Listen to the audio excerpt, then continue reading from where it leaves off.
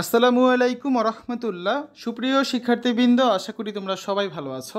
এই ভিডিওটা তৈরি করছি সপ্তম শ্রেণীর শিক্ষার্থীদের জন্য। 2024 সালে সপ্তম শ্রেণীর বাংলা বইয়ের ষষ্ঠ অধ্যায় সাহিত্য পড়ি লিখতে শিখি দ্বিতীয় পরিচ্ছেদ ছড়ার ঢাকাই ছড়ার 143 পৃষ্ঠার ছড়ার বৈশিষ্ট্য খুঁজি।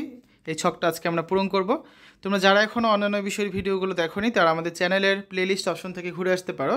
সেখানে তোমরা সপ্তম শ্রেণীর বাংলা, ইংরেজি, গণিত, বিজ্ঞান, ইতিহাস ও সামাজিক বিজ্ঞান, ডিজিটাল প্রযুক্তি, জীবন ও জীবিকা, স্বাস্থ্য সুরক্ষা, ইসলাম শিক্ষা এবং শিল্প ও সংস্কৃতি প্রত্যেকটা বিষয়ের জন্য তোমরা আলাদা আলাদা করে ভিডিও পেয়ে যাচ্ছ।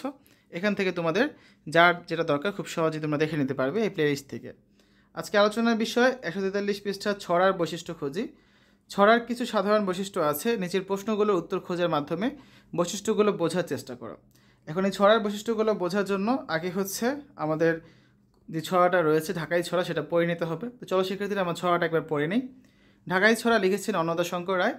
বলছি শোনো কী ব্যাপার, ডাকলো আমায় পদ্মাপার, আধ ঘন্টা আকাশ পারি, তার জন্যে কি ছকমারি। অবশেষে পেলাম ছাড়া বিমানেতে ওঠার তারা, পেয়ে গেলাম যেমন চাই বাতায়নের ঠাই ঠাই। এই কি সেই পদ্মা নদী, সিন্ধু সম যার অবধি, আঁকাবাঁকা জলের রেখা, পালতোলা নাও যায় যে দেখা। একটু বাদে কোন শহর, ঢাকা নাকি, বেশ তো বহর, বিমান যখন থামলো এসে পৌঁছে গেলাম ভিন্ন দেশে। মোদের গরব মোদের আশা, শ্রবণ জোড়ায় বাংলা ভাষা, বন্ধুজনের দর্শনে নয়ন জোড়ায় হর্ষণে। বাংলা লিপি দিকে দিকে জয়ের চিহ্ন গেছে লিখে, কোথায় গেল পাকিস্তান, খান সেনা আর টিক্কা খান। রাজার বাগার রায়ের বাজার, বদ্ধভূমি ইটের বাজার, মেলে দেখি মানস নেত্র, কারবালা কি কুরুক্ষেত্র। একেই ঘিরে হবে লেখা মহান কত আখ্যায়িকা, নতুন লেখক সম্প্রদায় নেবেন এসে লেখার দায়। এবার হচ্ছে আমরা এই ছকটা পূরণ করতে পারবো। ঠিক আছে, দেখো আমাদের 1 নম্বরে যেটা ছিল, লাইনের শেষে কি মিল শব্দ আছে? হ্যাঁ, মিল শব্দ আছে। 2 নম্বরে ছিল পড়ার সময় কি তাল রক্ষা করতে হয়? হ্যাঁ, তাল রক্ষা করেই পড়তে হয়। 3 নম্বরে আছে লাইনগুলোতে শব্দ সংখ্যা কি সমান? হ্যাঁ, শব্দ সংখ্যা সমান। 4, সুর করে গাওয়া হয় কি? না, সুর করে গাওয়া হয় না। 5, এটি কি পদ্য ভাষায় লেখা? হ্যাঁ, এটা পদ্য ভাষায় লেখা। 6, এটি কি গদ্য ভাষায় লেখা? না। 7, এখানে কোনো কাহিনী পাওয়া যায়? না। 8 নম্বরে আছে এখানে কোনো চরিত্র আছে কি? না।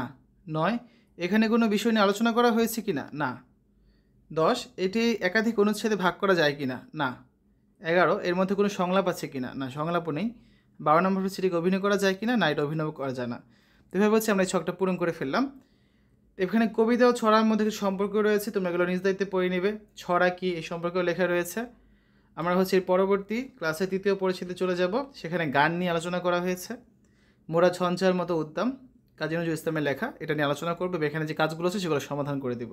শিক্ষার্থীরা, এতক্ষণ তোমরা দেখলে সপ্তম শ্রেণীর বাংলা ষষ্ঠ অধ্যায় সাহিত্য পড়ি লিখতে শিখি 143 পৃষ্ঠার ছকের সমাধান।